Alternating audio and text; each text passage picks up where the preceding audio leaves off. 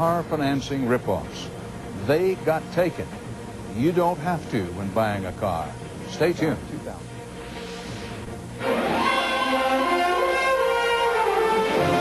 This is the CBS Evening News with Dan Rather reporting from CBS News headquarters in New York.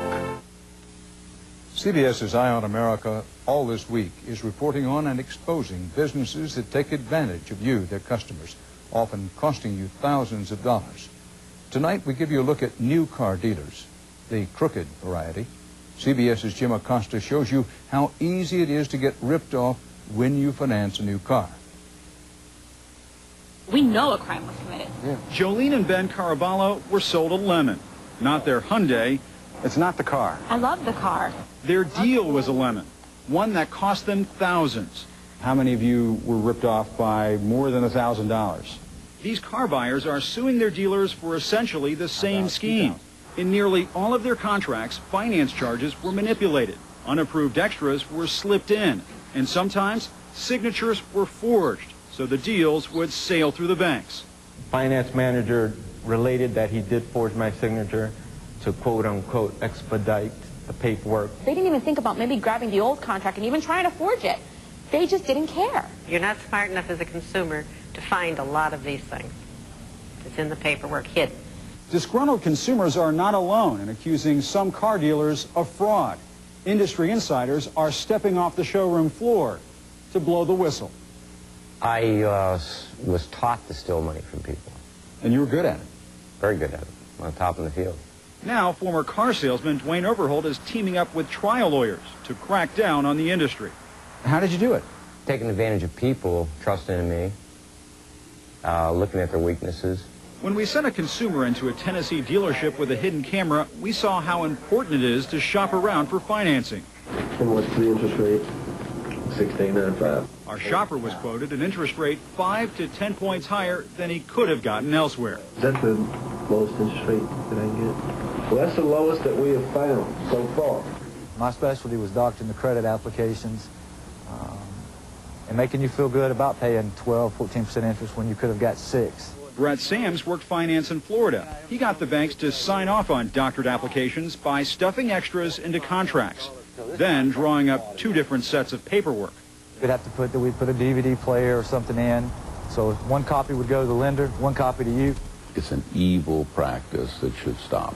Jack Fitzgerald owns 35 dealerships in 3 states. He's calling on the big car manufacturers to stop these ripoffs by enforcing their contracts with the dealers. Contracts that require the dealers to lawfully sell their cars with only equipment or accessories requested by customers. If you do dishonorable things, you can have your franchise taken away from you. They hunted us. But industry pressure won't help Ben and Jolene Caraballo, who got a crash course on how to steer clear of a lemon, the kind you sign on the dotted line.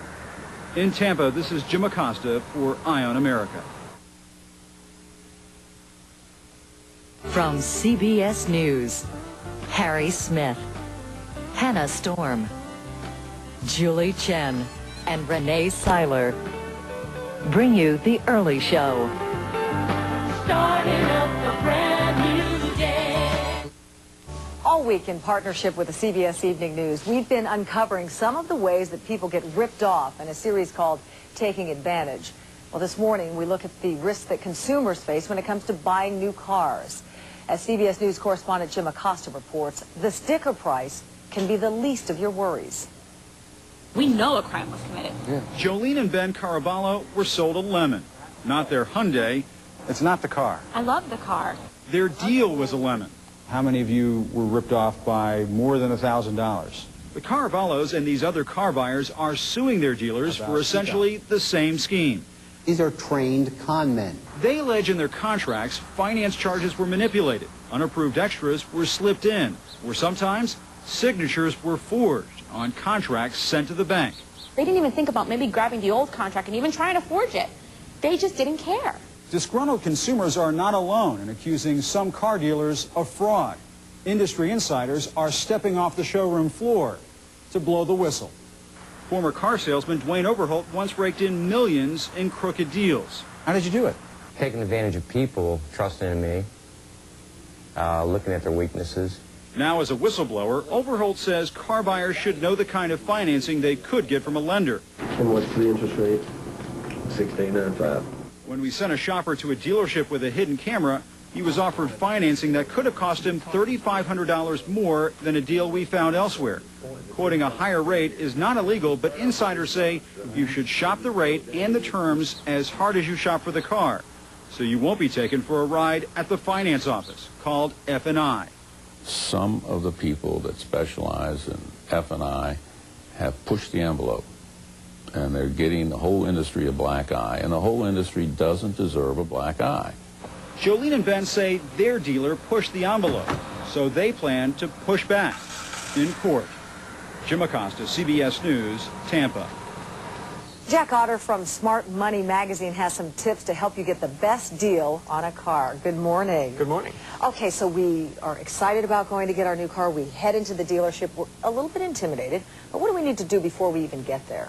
First, calm down. Go on the internet. Calm down, yeah. Don't get too excited about that bright red car. Go on the internet, find the price, and you want to find the actual cost to the dealer. Edmunds.com is a great place, but there are plenty of other sites too. And they'll even tell you, okay, here's a reasonable profit. I mean, they're not going to give it to you at cost, of course. So you have that base price, and that's without leather and sunroofs and all that stuff. Don't worry about that for now. Just the base price of the car, and you take that into the dealership, and you're trying to get that price. All right, so there are some tips, though, that we can use outside of that to get the best price. And one of those, I think, is to kind of hold your cards close to your vest. Don't divulge so much information about how you plan to pay, right? Absolutely. And another step you're going to take before going to the dealership is you go to the bank and you get the best financing deal you can possibly get. Right now, that's around 5% loan.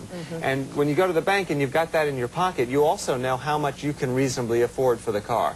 So then when the dealer tries to focus you on that monthly payment you and I talked about, no way. You're talking about the base price of the car, and you want to get that price from him. Only after that's established do you say, well, okay, I think I'm going to finance it. The bank gave me this rate. Can you beat it? But don't let him focus you on those monthly payments, because they try to divert you from the total cost, and you'll end up paying more. But they really know what they're doing, and we're not as sure-footed when we go into buy a car. I mean, you know, what is it about being in the car dealership that makes us so nervous? I think it's that A, we're excited, and B, they have all the information and we have so little. I mean, we don't know what the real cost is when they tell you, well, you know, we don't have too many blue ones in the Northeast, so we can't get you that. You know, and they all have the heating package. Just forget about that. Just decide what you want before you go in there, and be ready to walk if they can't deliver it, because I promise you that as you start to turn around, they'll magically find that car. That has happened to me before. Okay, now, the other thing is, how much money should we be willing to put down? Because a lot of times they say, next to no money down. Well, yeah, I'd be wary of those, and that's another great reason to go to the bank first, because the bank is going to help you figure out what you can actually afford. 10% down is a good rule of thumb. Another good rule of thumb is do not borrow for more than 48 months. 36 months is probably smarter. Because again, this is where the dealer will try to string it out to 72 months, and wow, you're only paying $200 a month. But the danger is you're going to end up with a car that's worth less than the value of that loan. Jack Otter, Smart Money, thanks so much.